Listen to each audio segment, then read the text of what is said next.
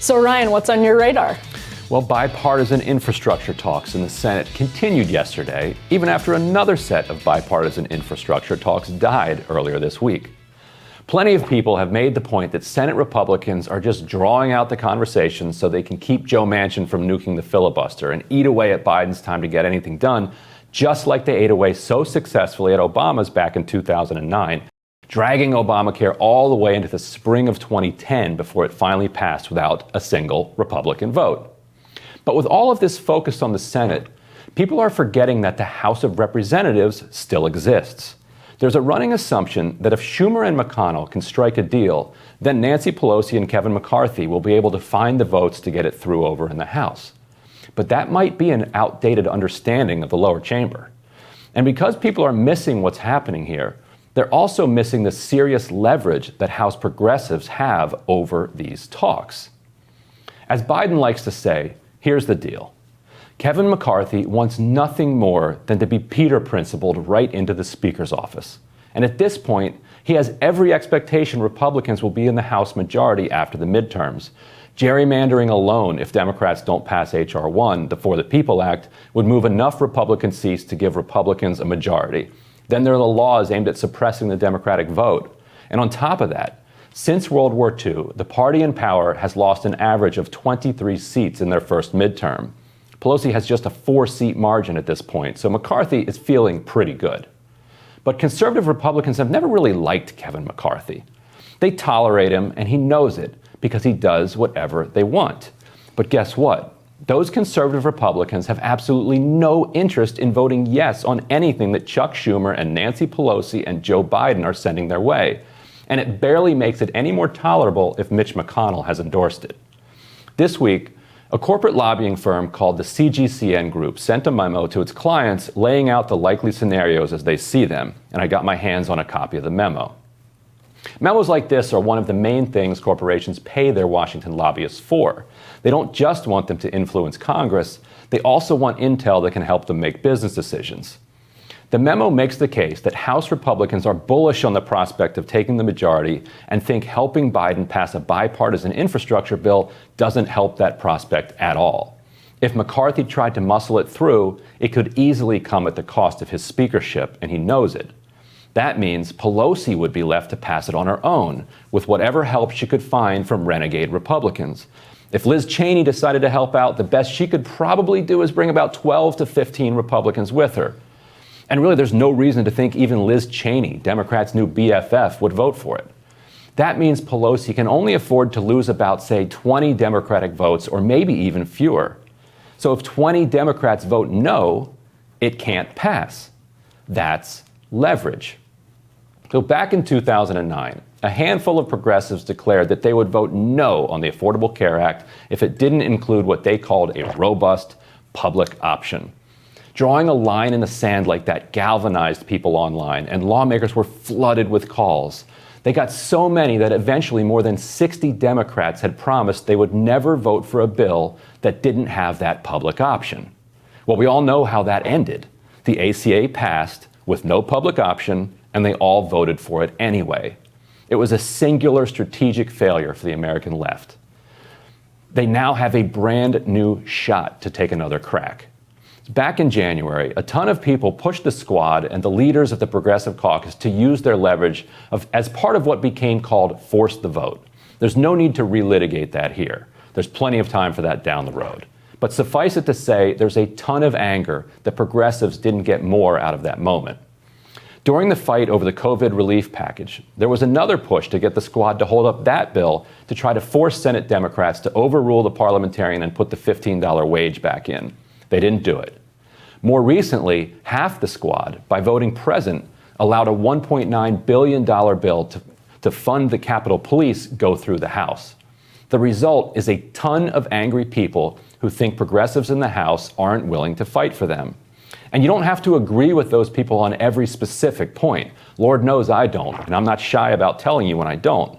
But the level of frustration is real, and it's looking for a way to be channeled into a fight that can actually be won. I was critical at the time of some of what the Force the Vote crowd was arguing, but I was also critical of House progressives for not giving people an alternative way of fighting instead. That's something my former colleague and friend of the show, Brianna Joy Gray, talked about a lot. She'd say, fine, you don't think that this is the right tactic? Okay, then what's your idea?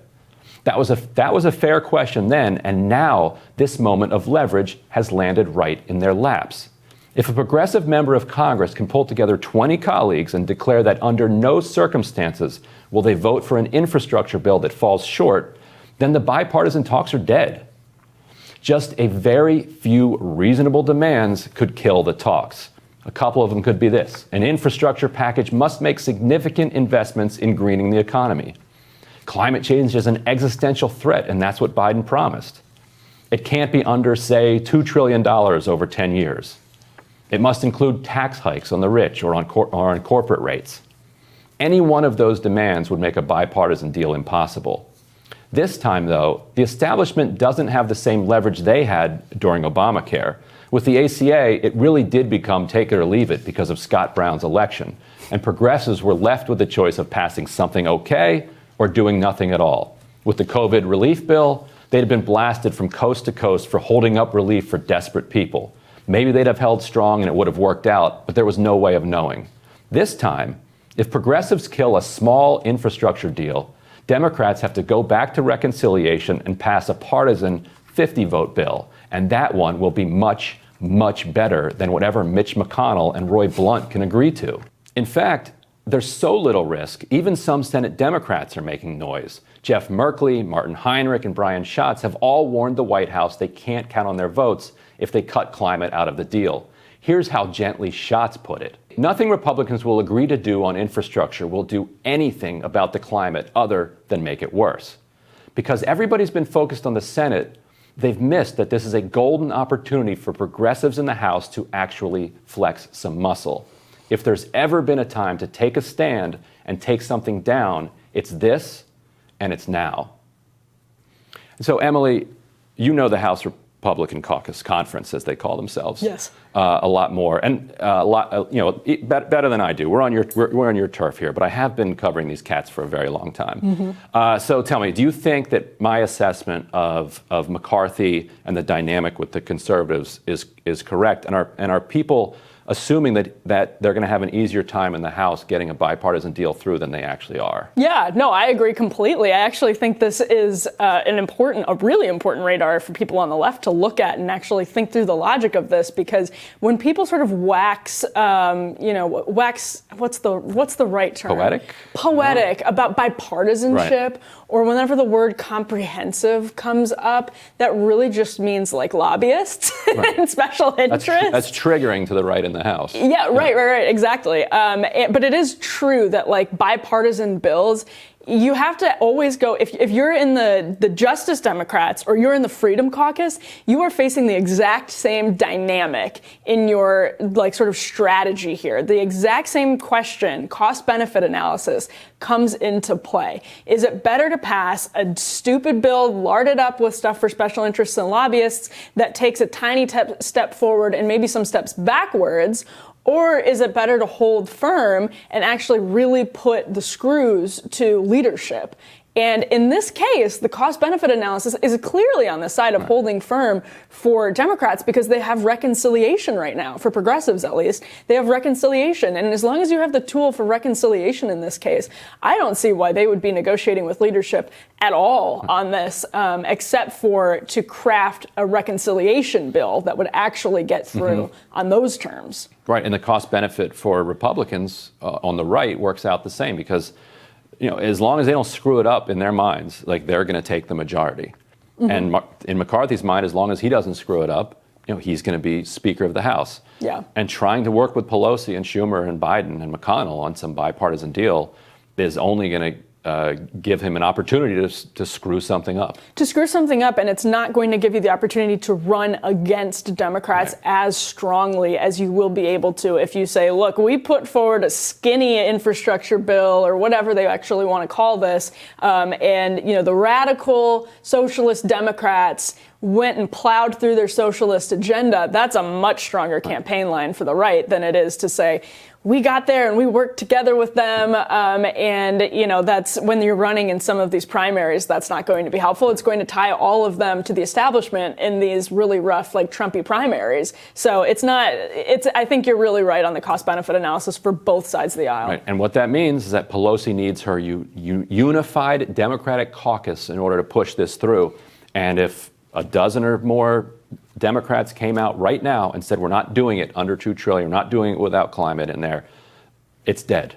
Well, if you believe that they're serious. Here's where the rubber's going to meet the road, is that if they go through this route, which they should, you then have to get everybody in the Senate and in the House. You have to get all of the Democrats united around the reconciliation bill, which, if we look back on the Tea Party years and the Freedom Caucus, I think the Justice Democrats have been a little bit defter than the Freedom Caucus. But if you look back on that, it is much easier said than done, right? Like, it looks like, oh, we'll just get all the Democrats to agree on something. It'll be a partisan bill. But there are significant differences between the Justice Democrats and some of the progressive members of Congress and the establishment. Right. Huge differences. They can work that out. And Manchin already did a reconciliation package. He wants infrastructure. I think he could do another one. I agree. They can work it out. The right never has been able to work it out. And that's true. I think that's they don't actually want to govern.